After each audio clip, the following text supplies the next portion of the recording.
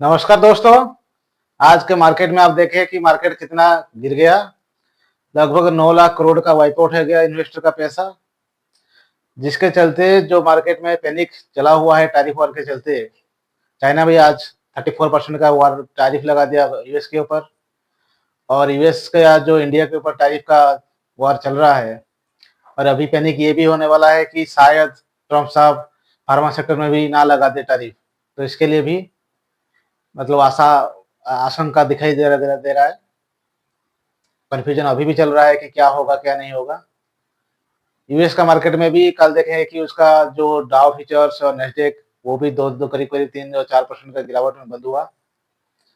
और यूएस में रिसेशन का भी डर है, तो इसके चलते मार्केट का आउटलुक बहुत ही खराब देखने को लग रहा है। मार्केट कब सुधरेगा ये तो किसी एनालिस्ट के पास इसका कोई जवाब नहीं है।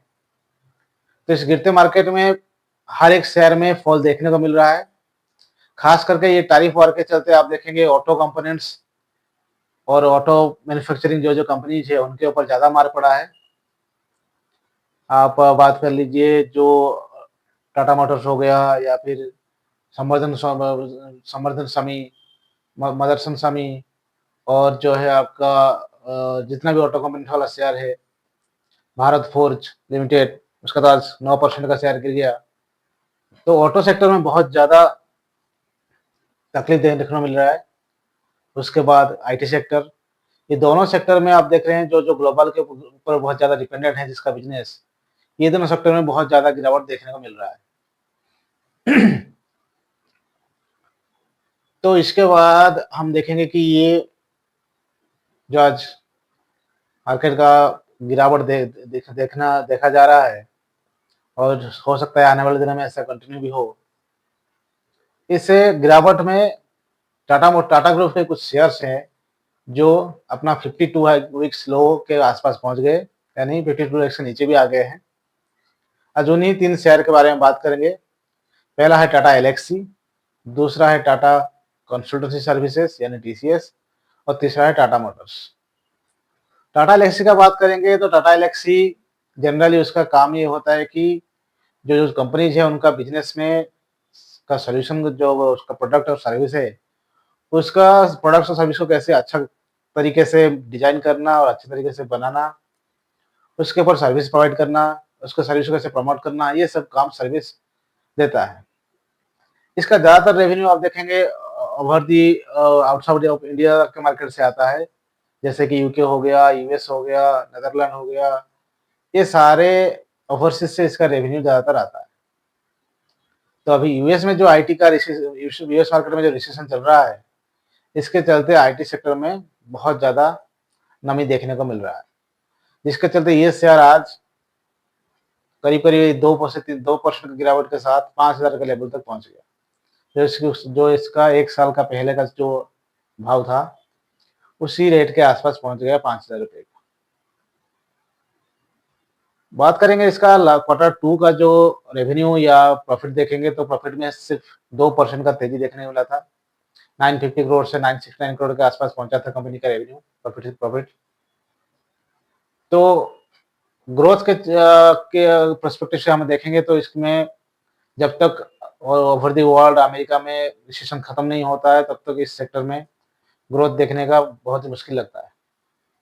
तो Q4 में इसका रिजल्ट कैसा रहेगा ये देखने वाला होगा। लेकिन एनालिस्ट का मानना है कि रेवेन्यू ग्रोथ और प्रॉफिट में ज़्यादा तेजी नहीं देखा जा सकता, क्योंकि आईटी सेक्टर में हर एक शेयर के लिए ये प्रॉब्लम कंटिन्यू करता रहेगा जब तक मार्केट जो ओवर ओवर जो आपको कहते हैं ओवरसीज मार्केट में ये रिसेशन वाला फेयर खत्म नहीं होता, तब तक इस सेक्टर में ग्रोथ ज़्यादा देखने को नहीं मिल सकता है। दूसरा बात करेंगे टाटा कंसल्टेंसी सर्विसेज, जो कि बहुत बड़ा कंपनी है टाटा ग्रुप का, और इसका मेन काम ये रहता है कि एआई पावर ये कंपनी अपना सारे कंपनीज को टेक्निकल सोल्यूशन प्रोवाइड करती है। बिजनेसेस में सारा सोल्यूशन प्रोवाइड करता है, और जितना जो बिजनेसेस में प्रोडक्ट्स और डिजाइन, ये सारा सर्विसेज ये कंपनी प्रोवाइड करता है। नॉट ओनली इंडिया, आउटसाइड भी एक सर्विस प्रोवाइड करता है टीसीएस। तो टीसीएस के शेयर में भी आज देखेंगे कि आप उसमें भी गिरावट दर्ज किया गया, जिसके चलते उसका भी जो 52 वीक्स लो था 3200, उसी के आसपास शेयर आ गया। लास्ट 1 साल का जो रिटर्न आप देखेंगे, उस रिटर्न में नेगेटिव रिटर्न देखने को मिल रहा है और अभी भी शेयर जो है ओवरसोल्ड जोन में है। आरएसआई उसका करीब-करीब 30 से 40 के बीच में आ गया है। कंपनी का ग्रोथ का देखेंगे तो लास्ट क्वार्टर में 2% का जो 12% का करीब-करीब ग्रोथ देखने को मिला था रेवेन्यू में, और प्रॉफिट में आप देखेंगे कि करीब-करीब 8 से 9% का जंप देखने को मिला था, ज़्यादा ग्रोथ देखने को नहीं मिला था। इस क्वार्टर में भी जो अभी रिसेशन चल रहा है, तो ऐसे हालत में रेवेन्यू और ग्रोथ कैसा रहता है, जब रिजल्ट आएगा तब देखने को मिलेगा। लेकिन वही सेम चीज़ जो एनालिस्ट का यही मानना है कि ग्रोथ इस सेक्टर में अभी इतना देखने को नहीं मिल सकता है। तो इस आईटी सेक्टर में इन्वेस्टर को कोशिश रहना है, एनालिसिस करना है और watch wait and watch mode में रहना है कि जब तक मार्केट में सुधार नहीं आ जाता, तब तक इस सेक्टर से दूर रहना ही अच्छा है। ऐसा एनालिस्ट का मानना है। तीसरा चीज़ बात करेंगे टाटा मोटर्स के शेयर के बारे में।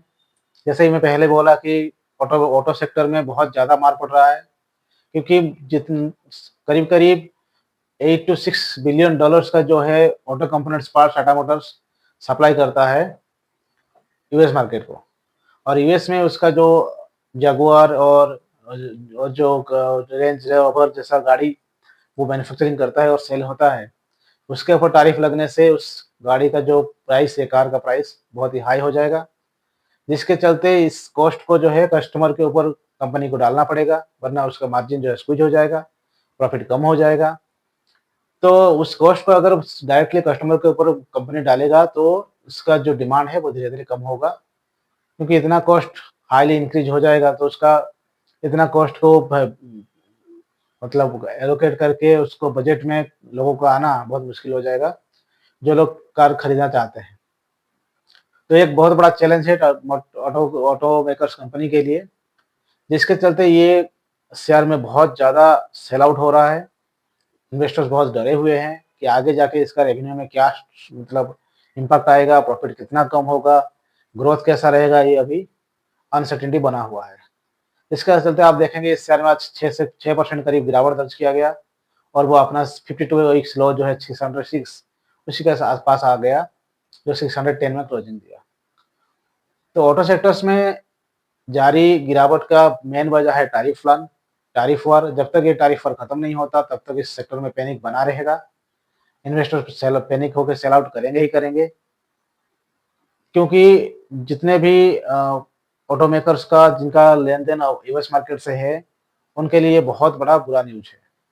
उनके ऊपर बहुत बड़ा आप सोच सकते हैं कि मार पड़ा है, बहुत बड़ा मतलब कॉस्ट का इम्पैक्ट देखने को मिलेगा, उनका रेवेन्यू में भी, उनका मार्जिन में भी, जिसके चलते उनका सेल्स में डायरेक्ट इफेक्ट आएगा, जिसके लिए उनका शेयर्स में भी ग्रोथ बहुत ही कम देखने को मिलेगा आने वाले दिनों में। जिसके चलते इन्वेस्टर का यही एनालिसिस पैनिक होने के लिए हो सकता है और इसी पैनिक में सेल आउट ज़्यादा हो रहा है। तो अब तक अभी वो कहाँ तक गिरेगा और कहाँ जाके सेटल होगा, ये अभी गेस करना मुश्किल हो रहा है। जैसे कि अभी जैसे करंट सिनेरियो चल रहा है, इस सिनेरियो में ऑटो सेक्टर का शेयर्स कहाँ जाके रुकेंगे, ऑटो इंडेक्स कहाँ जाके रुकेगा, ये गेस करना अनएक्सपेक्टेड है बिल्कुल भी। तो बस आप वेट एंड वॉच मोड में रहिए, न्यूज़ देखते रहिए और ऐसे कुछ इंपॉर्टेंट इन्फॉर्मेशन आपको चाहिए ऑटो सेक्टर के बारे में या अदर सेक्टर्स के बारे में, जिससे कि आपका पोर्टफोलियो में जो भी शेयर है वो इम्पैक्ट हो सकता है। तो इसके लिए ज़रूर इस चैनल को विजिट करिए और अच्छा इन्फॉर्मेशन अच्छा लगे तो ज़रूर एक लाइक और सब्सक्राइब कर दीजिएगा। इससे मुझे मोटिवेशन मिलता रहेगा और मैं अच्छा-अच्छा न्यूज़ आपके लिए लेके हमेशा ट्राई करूँगा कि आपके लिए अच्छा-अच्छा न्यूज़ और इम्पोर्टेंट न्यूज़ आपके लिए लेके आऊँ, जो आपको फ़ायदेमंद हो।